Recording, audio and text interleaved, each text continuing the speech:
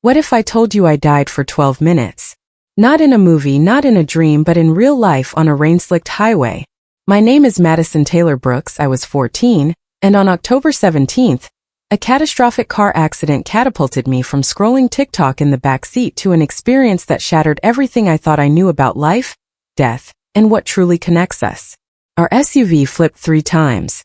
One moment I was annoyed at my mom for asking for directions. The next, there was only the sound of crushing metal, breaking glass, and then nothing. But that nothingness was just the beginning. The journey I'm about to share is something I was sent back to tell. It's a story that will make you question every minute you spend staring at a screen. It was just a regular Tuesday. Mom was driving me to volleyball practice. My little brother Tyler was next to me, lost in his Nintendo Switch. The rain was relentless. A torrential downpour that made the road slick and visibility almost zero. Mom was stressed, squinting through the windshield. "Madison, can you look up the exit again? I can't see a thing."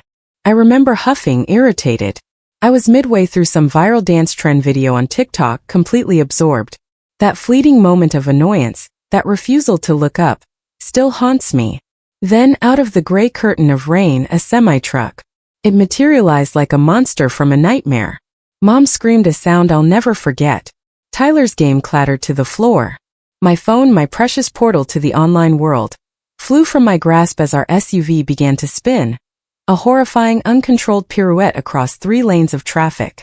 I registered the sickening crunch of metal folding in on itself, the explosive shatter of glass raining down like deadly confetti. Then an abrupt, violent silence. Darkness. I didn't feel pain, not then. It was more like the world just switched off. One second I was a 14-year-old girl obsessed with social media, and the next I simply wasn't in my body anymore. The transition was seamless, almost gentle, despite the chaos that had just unfolded. Strange, the things you remember. The smell of wet asphalt, the distant wail of a siren that seemed to be approaching from a million miles away, and this profound sense of stillness.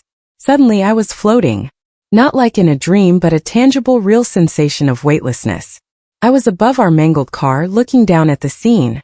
The ambulance lights were already there, flashing red and white, painting the rainy highway in frantic strokes. People were scrambling, their movements urgent and focused. The rain was still pouring, a deluge, but I couldn't feel it. It passed right through me as if I were made of mist. I watched, detached, as they worked to pull my body from the wreckage.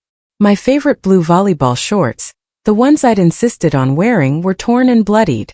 My face, or what I could see of it, was a mess of cuts and blood.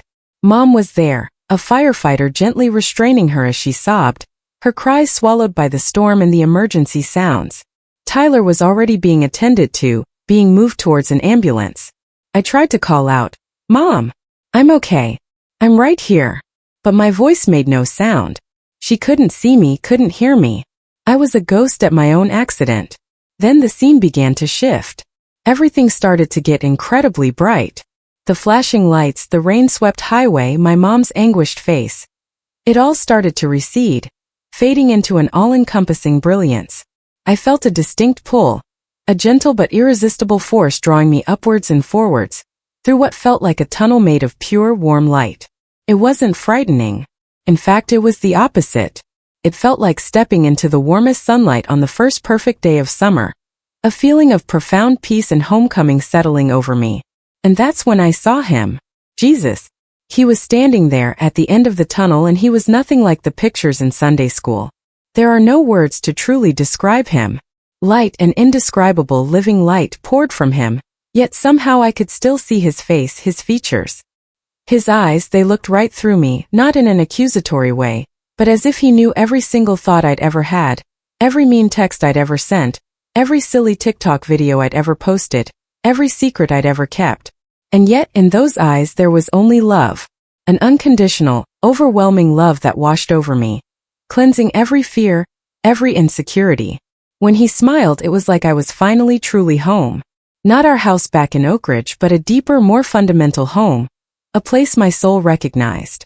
"Madison," he said my name, and it sounded like music. His voice wasn't loud, but it filled everything, resonated within me. I started crying.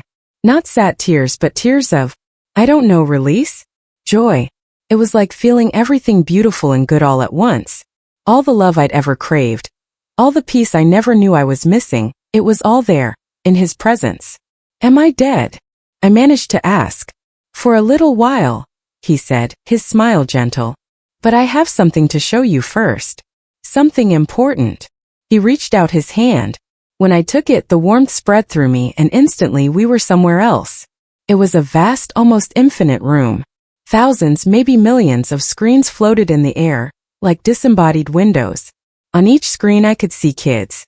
Kids my age, some younger, some older, all of them utterly absorbed, staring down at phones, tablets, computers.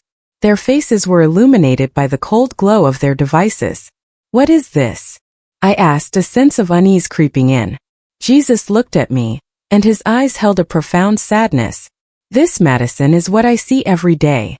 These are the children I love, so many of them, but they cannot hear me anymore.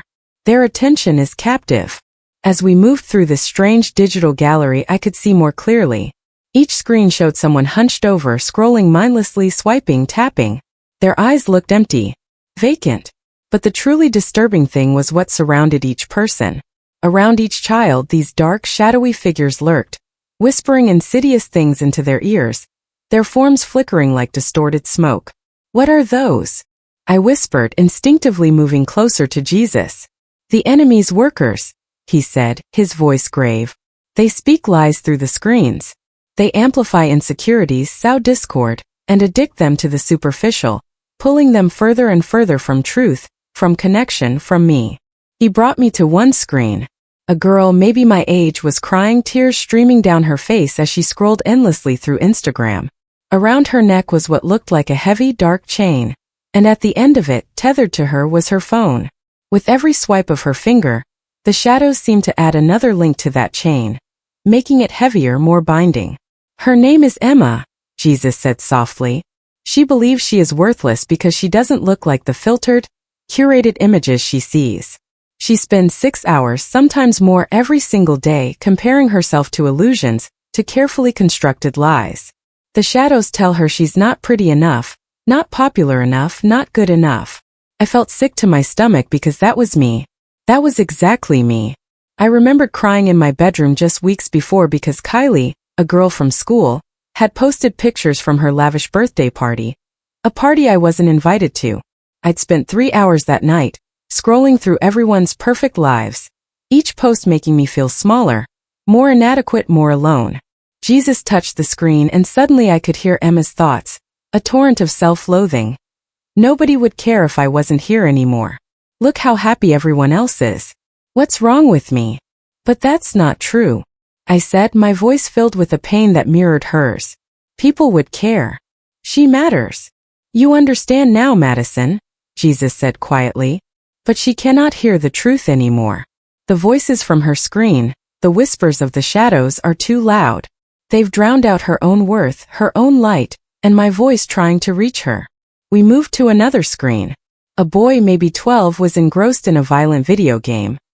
His face was pale, with dark circles under his eyes. With each kill in the game, each explosion, each act of brutality, the shadows around him seemed to grow larger, more defined, almost feeding off the digital violence. He hasn't slept more than 4 hours a night for 3 years, Jesus explained, his sadness palpable. These games are designed to keep him there, to make him need them, to foster aggression and desensitize him to suffering. His parents are unaware he's playing until 3 or 4 in the morning every night. His anger is growing, simmering just beneath the surface. His ability to feel compassion, to connect with empathy, is shrinking with every hour he spends in these virtual worlds. I thought of Tyler, my sweet little brother, and how he'd thrown his controller at me just last week when Mom made him turn off his game for dinner. The anger in his eyes then had startled me. Was this where it began? Jesus showed me more screens, a horrifying panorama of disconnection and pain. Kids sending cruel, anonymous messages to classmates, laughing as they inflicted emotional wounds. Girls taking increasingly inappropriate pictures of themselves, desperate for a fleeting sense of validation, for attention that the shadows twisted into something dangerous. Boys, younger and younger, watching violent and overtly sexual content that made the shadows around them dance with a sickening glee. Everywhere, the glow of phones and tablets, like little prisons, each one isolating a soul. Madison, Jesus said, turning to me, his gaze piercing. Do you know how many hours you've spent looking at a screen in your life? How much of your precious, unrepeatable time has been given to these devices? I shook my head, a knot of dread tightening in my chest. He waved his hand, and an image appeared before me, like a giant, ethereal hourglass. But instead of sand, it was filled with moments. My moments. Moments I'd never get back. I saw myself, younger, sitting on the couch while my grandma, her voice soft with age, tried to tell me stories about her childhood, about her life, but my eyes were glued to YouTube, to some mindless video. I saw hundreds of breathtaking sunsets I'd missed, literally missed, because I was too busy trying to capture the perfect selfie of the sunset instead of actually experiencing its beauty. I saw myself, time and time again, ignoring Tyler when he tugged at my sleeve, wanting to play, wanting my attention, but I couldn't pause my TikTok scrolling, couldn't break free from the endless feed. Each image was a small stab of regret. 8,422 hours, Jesus said quietly, but the number echoed like a thunderclap in the silence of that space. That's how much of your young life, up to this point, was willingly given to a screen. I did the math in my head, horrified. That was almost an entire year of my 14 years on Earth. A whole year. Gone. Consumed by pixels and algorithms. But everyone does it, I whispered, shame washing over me. It sounded so feeble, so hollow, even to my own ears. Yes, Jesus said, his voice gentle but firm. And that is precisely why I am showing you this. The enemy has found a subtle, insidious way into almost every home, every bedroom, every mind, often without anyone truly noticing the extent of the invasion. Parents with good intentions give their children these devices, these powerful tools, without fully understanding that they are often handing them poison in small, highly addictive doses, packaged as entertainment and connection. Then Jesus showed me something that broke my heart into a million pieces. He showed me hundreds of moments, quiet moments, where he had tried to speak to me. When I was alone in my room, feeling lost or confused, or walking to school, or lying in bed at night. Times when his presence was there, tangible, waiting, wanting to comfort me, to guide me, to offer peace. But every single time, I had reached for my phone instead. I had chosen the noise, the distraction, the endless scroll, over his still, small voice. I had chosen the fleeting allure of the screen over the eternal love he was offering. The greatest trick the enemy has played, Jesus said, his eyes filled with a sorrow that mirrored my own dawning anguish, was making everyone believe they are more connected than ever, when in reality, many are more isolated, more alone than at any point in human history. He has twisted the God-given desire for connection into a dependence on superficial interactions that leave the soul empty. Tears were streaming down my face now, hot and unrestrained. I'm so sorry, I sobbed. I didn't know. I truly didn't know the depth of it. Jesus put his arm around me, and a wave of that incredible love and forgiveness flowed through me. This is why you are seeing this, Madison. Because others need to know. Your generation and their parents, they need to understand what is truly at stake. Then he showed me one more scene. It was our living room back home, but different. My whole family, Mom, Dad, Tyler, and me, we were all there, gathered around the coffee table, playing a board game. There wasn't a phone in sight. Not one. Everyone was laughing, real, genuine laughter. I could see the crinkles around Mom's eyes as she smiled, Dad playfully teasing Tyler. Outside the window, I could see it was raining, just like it had been on the day of the accident. But inside it was warm, bright, and filled with a palpable sense of joy and connection. I could almost smell Mom's chocolate chip cookies baking, a scent that always meant comfort and love. This, Jesus said softly, his voice resonating with a gentle longing, this could have been tonight. This could be many nights. This is the connection I designed for families, for people. If the phones had been put away, if the priority had been each other. My heart felt like it was physically breaking. I never realized how much I'd missed, how much we'd all been missing, by constantly staring at those glowing rectangles, chasing fleeting digital affirmations while real life, real love, real moments were passing us by, unnoticed. Madison, Jesus said, his voice bringing me back to the present moment with him. Your time here in this place isn't finished. You have an important message to share. A vital one. A wave of panic hit me. But I don't want to go back, I said, and I meant it with every fiber of my being. Being with him in that light, in that love, felt so good, so right. It was where I belonged. I want to stay with you. He smiled, that incredible smile that made me feel completely seen, completely understood, and completely loved. I am always with you, Madison, he reassured me. Even when you cannot see me, I am there. But your family needs you. And many, many others need to hear what you've seen, what you've understood. Will they listen? I asked, the doubt heavy in my voice. Will they believe me? Some will, he said, his gaze steady and hopeful. And that's enough. Enough to start a change, enough to plant a seed. You just need to be brave and share your truth. He touched my forehead gently. And suddenly I felt myself being pulled back again, away from his comforting light, back through the tunnel, but this time it was faster, more urgent, like being sucked backwards through a vortex. Then pain. Excruciating, searing pain. It was a brutal re-entry. Beeping machines, a cacophony of urgent sounds assaulted my ears. Bright, sterile hospital lights burned my eyelids. I heard someone yelling, she's back. We've got a pulse. We've got a pulse.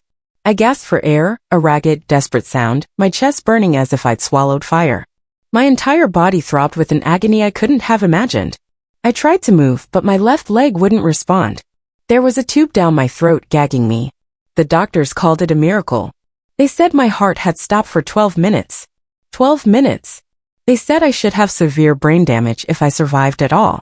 But all my tests miraculously came back normal. They couldn't explain it. They used words like unprecedented and astonishing. Mom cried for 3 days straight, a mixture of relief, terror, and gratitude.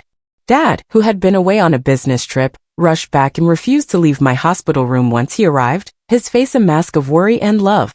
Tyler, my little brother, made me a card. It said, best sister ever, with a slightly lopsided drawing of us holding hands. It made me cry, remembering all the times I'd brushed him off lately, too engrossed in my phone. When they finally took the breathing tube out, after what felt like an eternity, the first hoarse words I managed to utter were, "Where's my phone?" Mom looked surprised, a flicker of something unreadable in her eyes. "Honey," she said gently, it was destroyed in the crash. And I started crying again.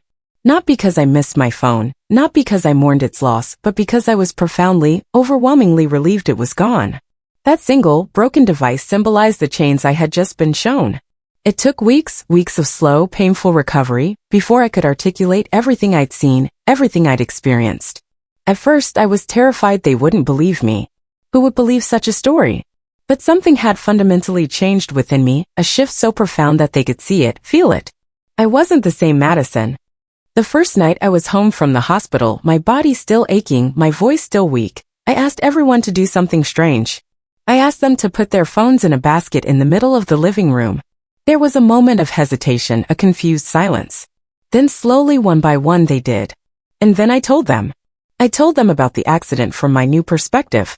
I told them about Jesus, about the light, about the overwhelming love. I told them about the screen room, the shadows, the lies whispered through the devices. I told them about Emma and the boy playing video games. I told them about the 8,422 hours, about the moments we'd lost as a family, moments sacrificed at the altar of the algorithm. I told them how the devices we thought were keeping us connected were actually, insidiously, tearing us apart, isolating us from each other and from something much greater. Dad cried. I'd never seen my dad cry before. Not like that. It was a quiet, shaking kind of grief, a father's realization. Mom just held my hand, her own tears tracing paths down her cheeks. Tyler listened, his eyes wide. That was 6 months ago. Our house is different now. It's not perfect, we're not saints, but it's different. We have a phone box, now a designated place where all devices go during family time, during meals for a few hours every evening. We started playing board games on Friday nights, just like in the vision Jesus showed me. It was awkward at first, forced even, but soon the laughter became real. Mom deleted most of her social media apps, saying she felt lighter, less anxious. Dad stopped bringing his laptop home from work, making a conscious effort to be present. Tyler still plays his games, but with a timer, and we've found some we can actually play together, fostering connection instead of isolation. The hardest part, by far, was going back to school and trying to tell my friends. Some of them looked at me like I'd grown a second head. They thought I was weird, that I'd lost it after the accident. Some stopped hanging out with me because I wouldn't spend every lunch period glued to my phone, scrolling through TikTok or Snapchat anymore. That hurt, I won't lie. It's hard to feel like an outsider when all you want is to belong. But some listened. My best friend, Zoe, really listened. After I told her, tears in my eyes, what I'd seen about the shadows and the chains of comparison, she quietly deleted Snapchat. A few days later, she told me she'd been feeling more anxious and sad lately but couldn't pinpoint why. Now she said she was sleeping better, feeling more herself. Her mom even sent my mom a thank you text saying she'd noticed a positive change in Zoe. I still struggle sometimes. Those apps, those devices, they are designed by incredibly smart people to pull you back in, to be addictive. Sometimes I'll borrow mom's phone for something specific and minutes later, I'll find myself mindlessly scrolling, my thumb moving on autopilot before I even realize what I'm doing. The habit is strong, deeply ingrained. But now it's different. Now I can feel it when it's happening. It's like Jesus opened my eyes to see the invisible chains, to recognize the subtle pull of the shadows. And that awareness is a weapon. If you're watching this, if my story has resonated with you even a little, I want you to try something. Just for one day, or even for a few hours. Intentionally put your phone away. Not just in your pocket, but out of sight. Look at the people around you. Really look at them. Listen, truly listen when they talk, without one eye on your notifications. Feel the sun on your face, or the rain, or the wind, without the immediate urge to take a picture of it, to filter it, to post it. You might be surprised by what you see, by what you feel, by what you hear in the quiet, in the stillness. Jesus told me that the enemy can't create anything, he can only distort what God made good. He took our God-given need for connection and twisted it into an isolating dependence on screens. He took our innate desire to be known and loved and convinced us that likes, followers, and virtual validation could fill that deep hole in our souls. They can't. They never will. I know some people won't believe my story. That's okay. I can't make anyone believe. But if you're a parent watching this, please hear me. Your kids need you to be brave. They need you to set boundaries they often can't set for themselves in this hyper-digital world. They need you to create sacred spaces in your home, moments free from the constant barrage of the screens, where God's voice, where your voice can be louder. And if you're my age, or any age really, watching this, please know that you are worth so much more than your follower count, more than the number of likes on your last post. The filtered, perfect lives you see online? They aren't real. The shadows want you to believe you're constantly missing out, that everyone else's life is better. But the truth is, real life, messy, beautiful, imperfect real life, is happening right now, all around you. And Jesus is trying to get your attention. Maybe this video, my story, is one way he's doing that. I don't have all the answers. I'm just a 14-year-old girl who died for 12 minutes and came back, different. But I know what I saw. I know what I felt. And I know with every fiber of my being that we can't keep living like this. Heads down, thumbs scrolling, hearts increasingly empty. Put down your phone. Look up. He's waiting to show you what really matters. What are your thoughts on this incredible near-death experience? Share your reflections in the comments below. If this story touched you or made you think, please consider sharing it with others who might find comfort or insight. For more profound stories and explorations into what lies beyond, make sure to subscribe and turn on notifications. Because the truth is, none of us know how much time we have left. And I don't want to waste another second of mine on shadows and screens. My name is Madison Taylor Brooks.